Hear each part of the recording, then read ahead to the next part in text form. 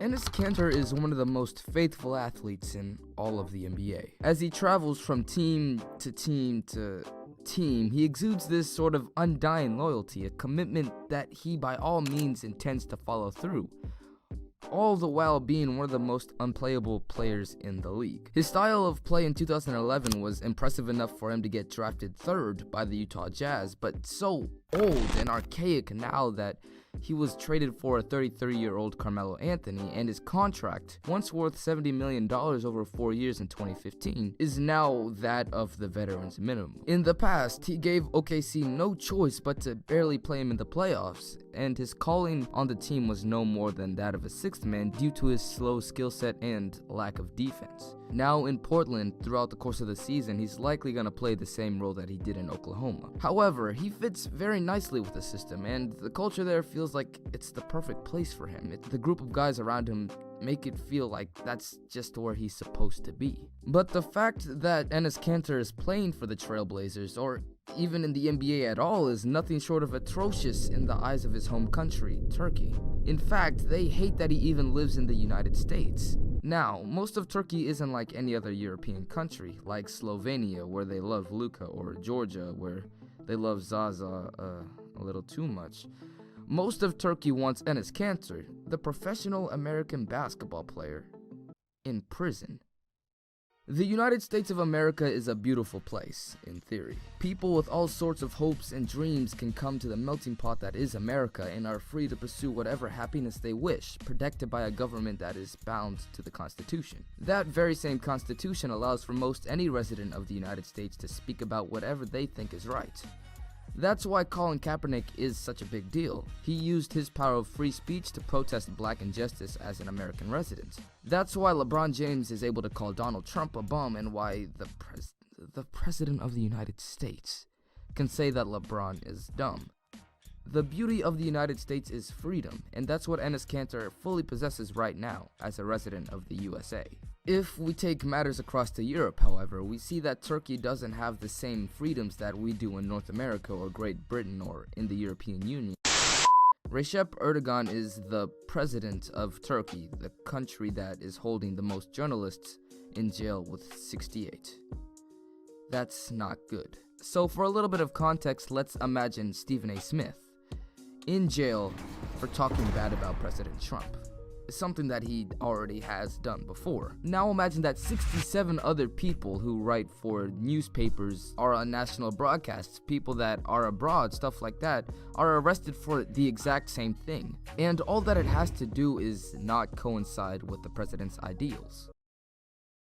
Over the past 3 years or so, since 2015, they've killed 5 journalists, according to the CPJ website. That puts out some bright, bloody red flags. Within the past 10 years, Turkey is the leader in declining freedom in a world where there are many, many countries that are considered to be not free. However, for most of us, these things are far, far away.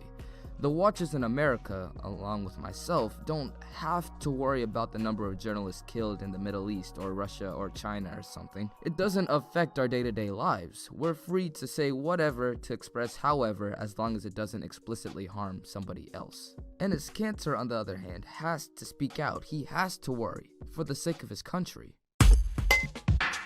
Even though he is a resident of the United States now, Enes grew up in Turkey, under a family that was very well-to-do, with a father that taught at one of its most prestigious universities, and with a talent that led him to play professionally for the Turkish basketball league by the time he was 16. Shortly after, he moved to America for his father, who wanted to see him get a better education through his play.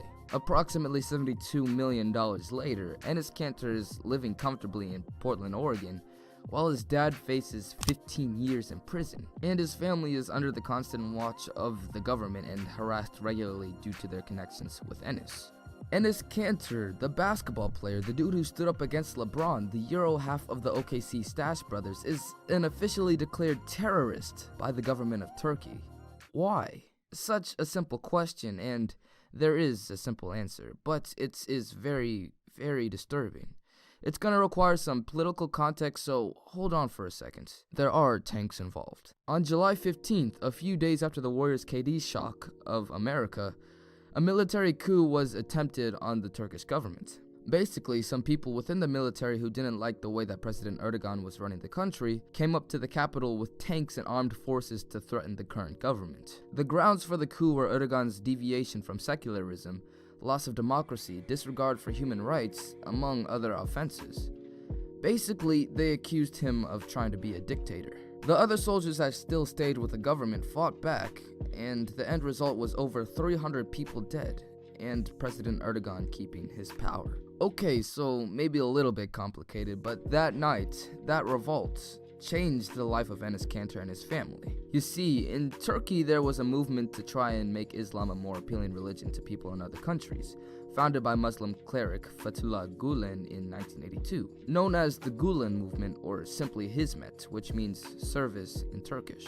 Basically, what they did was create private schools all around the country to integrate Islam teachings with normal education. This was the type of school that Enes's family sent him to when he was growing up. Now, normally this wouldn't be a problem.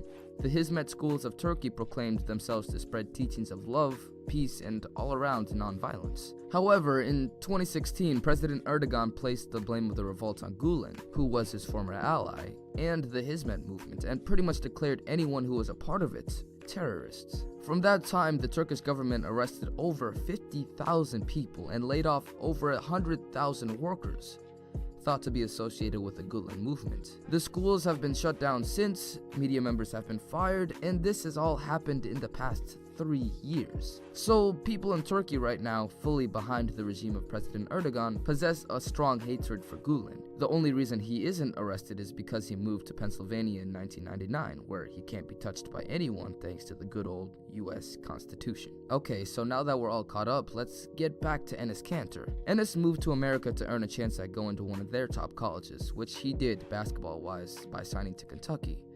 However, before that, Enes himself attended a Hizmet school. Since the 2nd grade, I might add. He practically grew up under the teachings of the Gulen movement, which is causing a lot of trouble for him now, especially with the fact that he's very opinionated. Just you guys know him by, he's attacked the people in Washington. He's a bad man. He's a dictator, and he's the Hitler of our century. This statement and the situation that led up to it sums up the whole relationship between Enes and the country of Turkey so incredibly well, but it's at the same time so incredibly surreal and scary that it's honestly hard to believe that this is happening to somebody in the NBA. Let's backtrack to May 19th, 2017. Enes Kanter is touring the world in his 2017 global tour, where kids in cities from Tokyo to Singapore to Hong Kong get to attend a 3-day camp led by Enes. Something that many NBA players do, particularly ones that were born abroad. His camp had already been running for a year, and he'd visited 14 countries and 3 different continents with no problem. In 2017, he was able to visit South Africa and travel all the way to Hong Kong with no issues whatsoever. Then, on May 19th, he finished his 3 days with the children in Indonesia and went to sleep in his hotel. At 2:30 a.m., Enes was woken up by his manager, who told him that Indonesian officials were looking for him. Enes said that it could wait until the morning, but the manager persisted. Apparently, Indonesia had received a call from Turkey, labeling him as a dangerous person and someone who should be apprehended immediately. They had been to the site of the camp after Enes had left, but were unable to locate him. At 3:10 a.m., Enes' manager bought tickets to Singapore and then Romania, and they were off to the airport 20 minutes later. At 6:20 a.m., Enes Kanter posted to his Twitter account in Romania. His passport had been cancelled by the Turkish government, and he was unable to travel anywhere else. Hitler of our century. Since then, Turkey has requested that Interpol, the international police force, issue a red notice out for Kanter. A red notice is normally held for terrorists and people who have done terrible things to the country.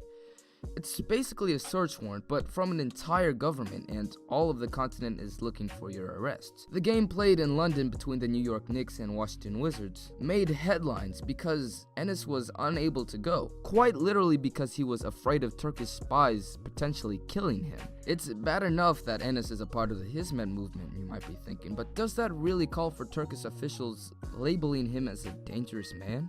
If he's just a part of the Hizmet, does that really mean that he's dangerous? I'll tell tell you right now, it probably doesn't. If Enes had just not done anything except play the game, Turkey wouldn't be after him as aggressively. The thing that Enes has done that's aggravated the Turkish government is what everybody in the United States is legally able to do. He's done what LeBron James, Steph Curry, Steve Kerr, Greg Popovich, and so many others have done.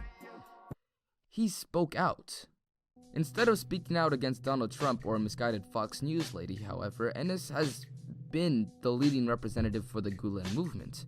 He's mentioned many times that he frequently visits Gulen's house in Pennsylvania, where he goes to be with other Turkish people. According to him, he watched the military coup with Gulen and claimed that neither Gulen nor himself facilitated the attempt in any way. Whether or not they had something to do with it is still a murky subject, but what isn't murky at all is the awareness that Enes has tried to raise about what's happening in Turkey. He's talked to US Senator Marco Rubio, been on CBS and CNN, written a piece on both the Players Tribune and Washington Post, spoke at the Oslo Freedom Forum in New York, and was recently on The Daily Show with Trevor Noah. That's a lot of awareness raising. In the interviews and pieces that he's done, it all has the same message behind it. Men, women, and children are being wrongly imprisoned, and it's up to the United States to help fix that, and the jobs that are being taken, and the citizens that are being assaulted. That's a tall order. While awareness has definitely been raised, steps towards removing the dictator-like regime in Turkey haven't yet been taken. Until Enes is able to take the next step in making Turkey a better place to live in, he'll have to continue doing what he's doing and lie in wait. He's locked into the United States and isn't able to leave until he becomes a US citizen in 2021. For now, there hasn't been much impact made on the surface. Turkey in October 2018 authorized the layoff of workers suspected to be affiliated with the Hizmet movement for the next 3 years. However, the fact that an NBA player has spoken out about such a serious topic with such passion to the point where he's quite literally risking his life is something that's incredibly unique and incredibly admirable. Even if Gulen's intentions aren't necessarily as good as some claim, analyzing the facts that we have available to us show that Enes Kanter is more than an athlete. He's a difference maker. Thanks for watching. If you want to learn more about Enes Kanter and his cause, I wasn't able to cover everything in this video. Foreign politics has a lot of stuff behind it. Go ahead and check out his Twitter, and also I've linked some websites in the description. I think that this whole situation's pretty interesting, and if you're here, then you probably think so too. Again, thanks for being here, and I'll see you guys in the next one.